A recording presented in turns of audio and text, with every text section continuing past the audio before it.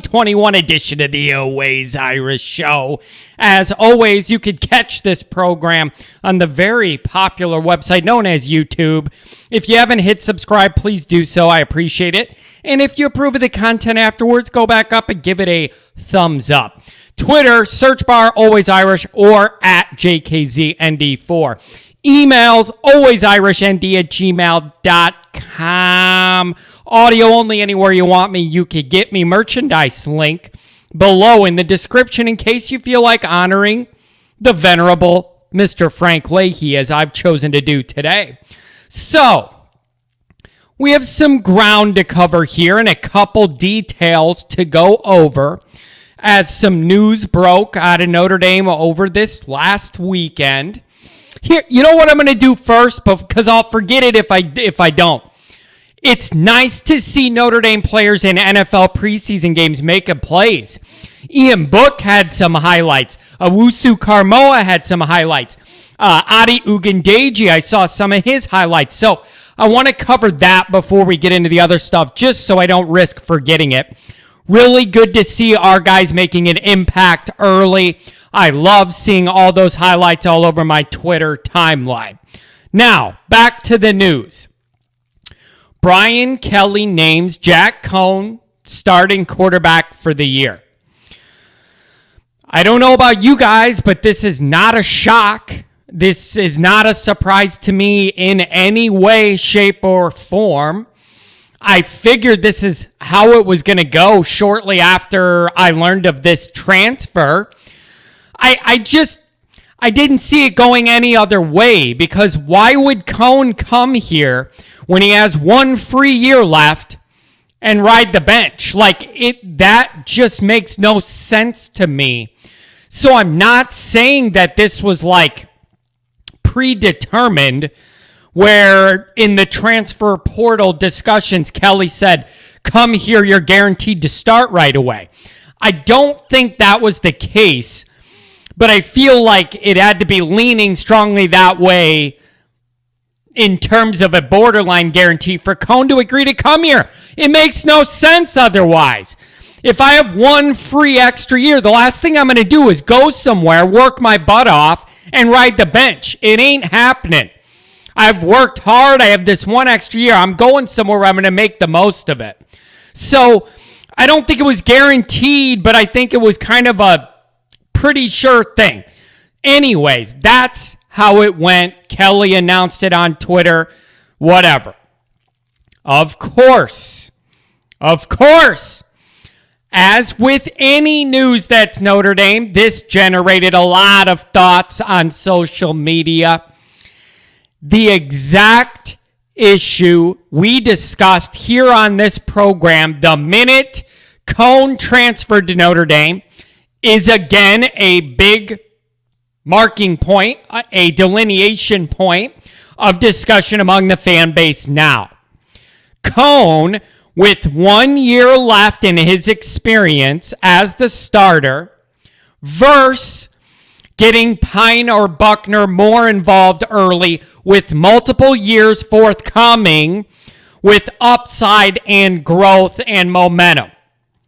Now, the other piece of this that I have to include, because it's a big deal to me, I don't think I would be looking at this quite as critically if we didn't open up 2022 at Ohio State at the Horseshoe and all their talent and all their fans and everything that goes with playing Ohio State. Now, I totally understand this coaching staff and Brian Kelly is not worried about week one of next year when he's got to worry about week one of this year in a few weeks. I totally get that. But as a fan, I have the luxury of looking at this both ways. And I'm also looking at this year, we need development from the guys behind Coan. So somebody's ready to step in there at the Horseshoe week one and we don't get totally embarrassed by a top 2 program in the country, maybe top 3 at the worst, the last ton of years. Okay? So all these things are kind of moving together. A lot of people love Coan, his experience, all that kind of stuff. A lot of people want the younger guys to get experience so it's not a one and done. They can get their rookie mistakes out of the way this year and be more polished going into next year in Ohio State. I understand all that. That's kind of the dynamic we're working in here. And it's stuff we've talked about here. This is nothing new. It is clear the staff must believe that Jack Coan's the best option right now. Here's what I do like. I do like that every time anybody's talked about Jack Coan from the Notre Dame camp angle, whether it's players, coaches, people watching, whatever, you keep hearing consistency, consistency, consistency. That was not an Ian Book strength.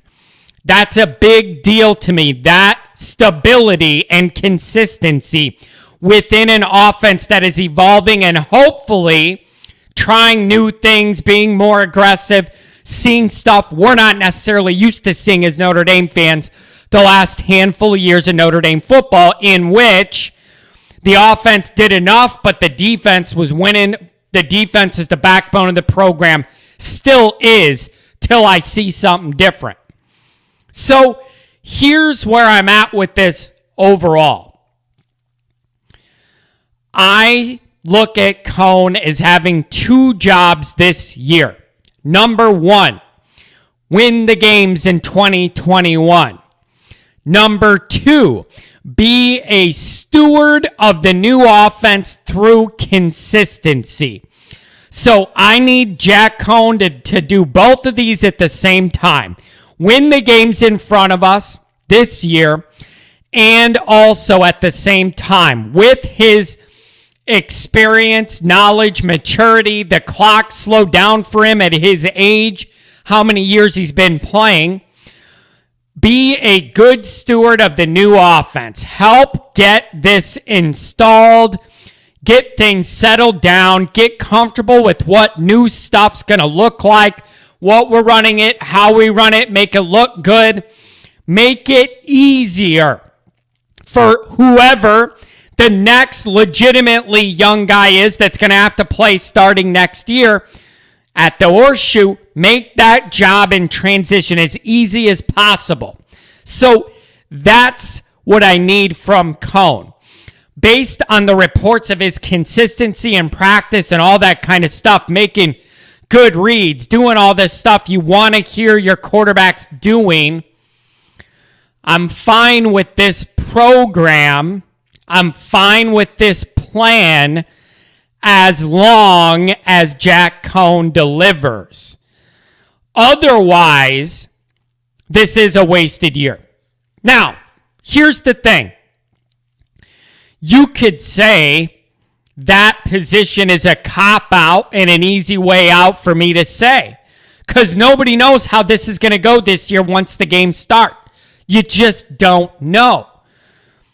But I think it's perfectly fair for me to say if the reports from camp are accurate, Coan's the perfect guy to get this new look offense off the ground and flying high and going in the right direction, making it easier for everybody else to step in when he's gone after this year.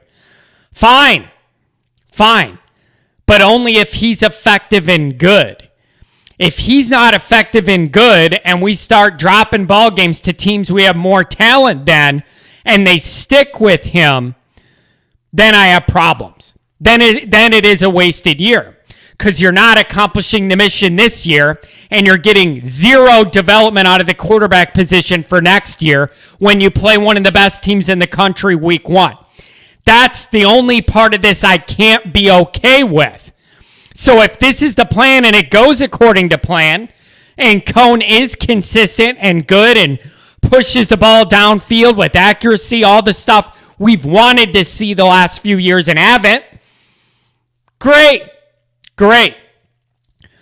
But if this goes sideways and he's making bad mistakes and it just doesn't look like it's all gelling, that's where some tough decisions need to be made, because you can't do that all year, lose games, and not be developing for what you need coming up next year. You can't do that to the program a dozen years in. So the fan in me, 2021 and 2022 are linked. I think even if Coan's doing well, I would like to see Pine and Buckner find packages or find ways to contribute. Because even if Coan does great, it's going to be really scary whoever we throw out there at quarterback in the horseshoe week 1 next year. That's already top of mind to me. You got to have somebody prepared for that environment. So even if the Coan experiment goes great, I need to find some ways to get these other guys opportunities so they're not walking in the horseshoe and it's overwhelming and it all goes downhill and our season's screwed week 1 next year. That can't happen. Can't happen. Kirk Herbstreit blew up a tweet from a Notre Dame fan reacting to this saying, "Here we go again, Brian Kelly opting for the safe conservative route rather than going with the young upside potential developmental route with the guy with more gifted athletic skills overall, but is green, needs experience, needs reps." Herbstreit blew up that tweet from a Notre Dame fan, railing on it, saying, I don't want to hear you praising Notre Dame when Coan does good this year. Horrible take, that sort of thing. I see both points here. Based on the reports we're getting out of camp, I'm fine with this route as long as it also happens in the games. That it just has to. If it doesn't, it is a wasted year. It is a wasted year. I would even say if that middle part of Notre Dame's schedule where it gets really tough, we start dropping uncharacteristic games and we lose 2 or 3 of those games, even at that point, I'm thinking about playing Pine or Buckner more because the season's over then. You're playing for next year at that point. You got 3 losses. You're playing for nothing. Your goals are ruined, developmental the rest of the time.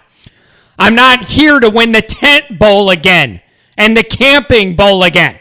So if you drop a few games and you're not in contention for anything I care about, that's another reason, whether it's Coan's fault or not, I got to see this take a more developmental track.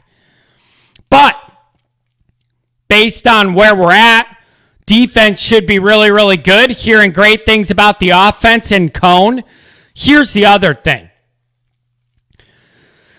You see these little clips they put on Twitter from practice or whatever, whatever access these guys do have at practice. These guys seem to really, really be going at it hard. I saw more effort out of Braden Lenzy in like 2 catches on Twitter than I felt like I saw from him all year last year. Now, maybe that's not fair because he had lingering injuries. I'm just telling you what I saw. So I love seeing the vigor with which these guys are competing in practice, going up for every catch. I just saw a lot of intensity for this early in the dog days at camp, and I really love it. I really do love it. So Coan has a very specific role. He's capable of doing it. He just has to deliver what I'm being sold, or I'm totally against this. So I'm fine with the plan based on the reports from practice, but it has to translate. If it doesn't, and we keep pushing it, wasted year, wasted games, wasted experience, and that's going to screw up 2022 as well, not just this year. So they need to play this right, and if Coan's really good and the defense is really good, Notre Dame's going to be really good. But if it starts going sideways, I need a safety plan to prep us for 2022. That's my position on it. So congrats to him. It's a big opportunity. I wish him and the offense the best. Let's see what we got.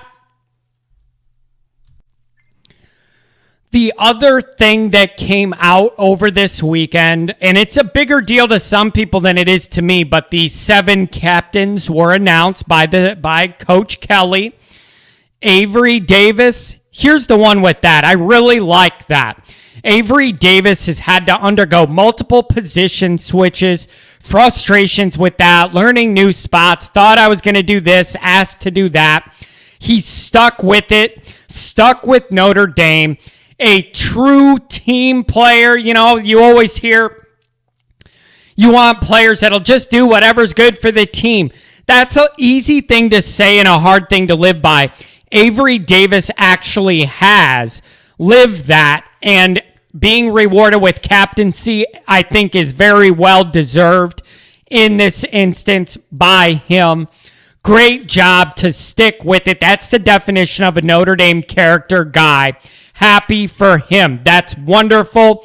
He deserves it for sticking through it all these years. Hamilton, that's obvious. Heinisch, that's obvious. Patterson, offensive line, that's obvious. MTA, that's obvious. Drew White, fine. Kyron, fine. I just don't have that much to say. That's fine. All those guys, I'm fine with this. So here's the interesting thing. Some people have asked, shouldn't your starting quarterback probably be a captain by default of how important that position is in the sport? Here's the deal. We're in a unique spot where the quarterback is brand new here. It's his first year. If I was Coan and Kelly told me, we're going to go with captains that have all been here their whole lives and developed and been around and have all these long-standing relationships with everybody in the locker room, but understand how important your position is as starting quarterback. But you're not going to be a captain because you haven't been around through all these wars for multiple years. I totally get that. I think that's a very fair position for Kelly to have. And if I was Jack Coan, I totally understand and respect that dynamic. So in this instance, I get why Coan isn't a captain. I have no problem with it. Everybody just needs to understand. Maybe that's a thing better suited for guys that have been building this culture here for 4 or 5 years to let them be captains. Nobody has any doubt how important the quarterback position is. I'm not worried about that spot losing significance because he's not a captain. That's a non-issue to me. Here's what I need from these captains. Leadership and direction off the field and make big plays on the field. I have been on teams before where guys, not at this level obviously, where guys have been named captain because of their age or, been around longer or upperclassmen or whatever, but they don't make plays on the field. Guess what? You're not my captain. I never was okay with a guy that struck out 0 for 4 every time he batted trying to be a captain. Bro, you're not even good at what you're supposed to be captaining. So I'm not listening to you. Why don't you hit the ball once in a while? Then maybe I'll listen to you. But I don't take you serious as a captain leading anything when you're not good at what you're a captain of. No, you're not leading me anywhere. Hit the ball. If you're a pitcher, maybe not walk 80 guys an inning and then say you're a captain. You got to be good at what you're allegedly captaining. So I've always had a problem with that. Like, bro, you just struck out 4 times in this game and you want to talk about how somebody should be doing something? Hit the batting cage. You're not my captain. Perform on the field and I'll listen to you. Anyways, that was an unexpected rant, but it just always bothered me. Guys that are no good are the captain. I'm not following your lead. You can't even do anything. No, you're not a captain. Captains make plays out there. Anyways, overall, I'm comfortable with this as long as it works out. And I reserve the right to say that. You could say that's not fair or a cop-out or whatever. This plan is great as a plan. But if it starts going sideways, time to start looking at development.